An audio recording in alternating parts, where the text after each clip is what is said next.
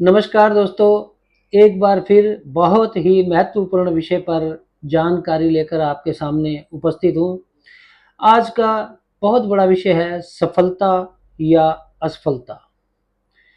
दोस्तों, हमारे ब्रह्मांड में सूर्य का बहुत महत्व है। सूर्य ना हो तो जीवन ही संभव नहीं है।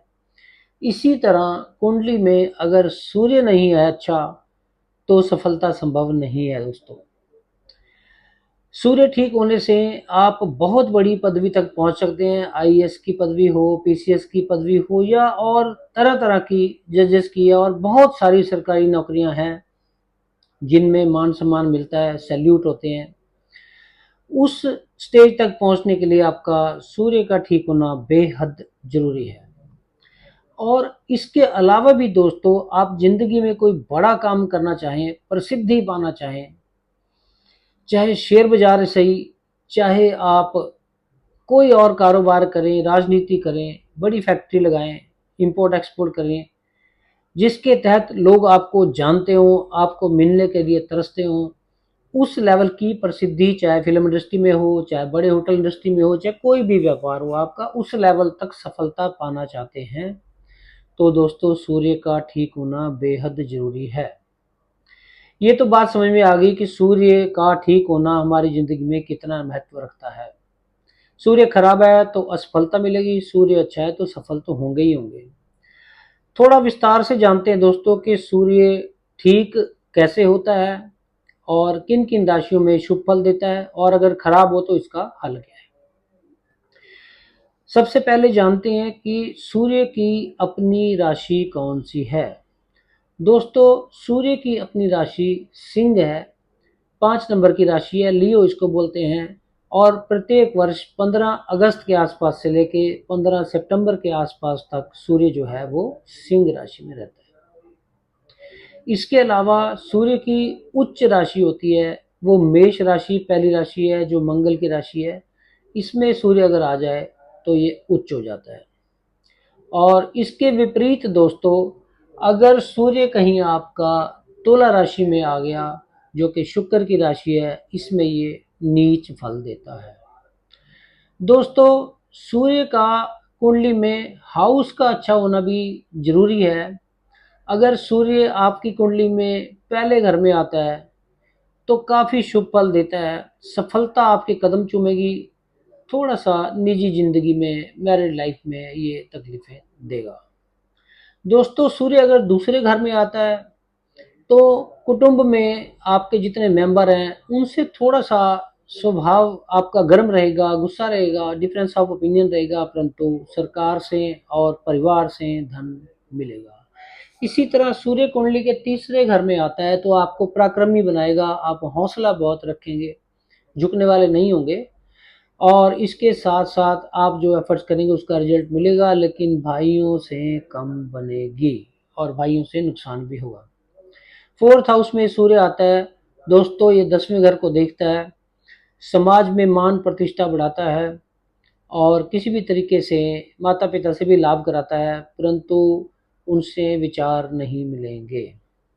इसी तरह सूर्य 5वें घर में आए तो बुद्धि तेज करता है, एजुकेशन ठीक करता है, लेकिन दिमाग में हर वक्त गुस्सा रहेगा और संतान से डिफरेंस ऑफ ओपिनियन रहेगा, क्योंकि ये एक गर्म ग्रह है।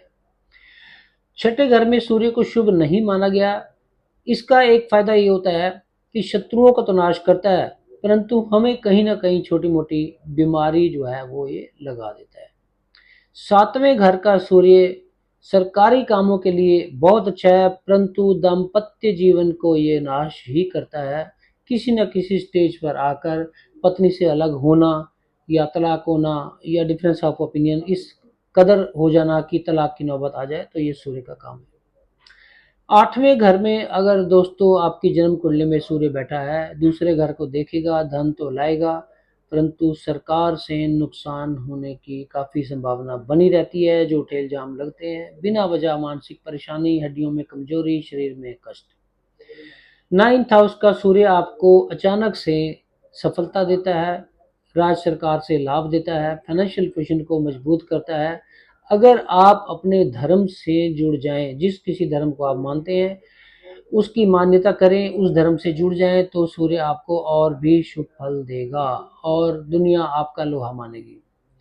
10वां घर पब्लिक का और सरकार का होता है। 10वें घर में किसी तरीके से दोस्तों सूर्य आ जाए तो ये बहुत ही फायदा करता है। हालांकि कुंडली वाले कहते हैं कि 10वां घर शनि का होता है, परंतु सरकार का घर भी 10वां होता है।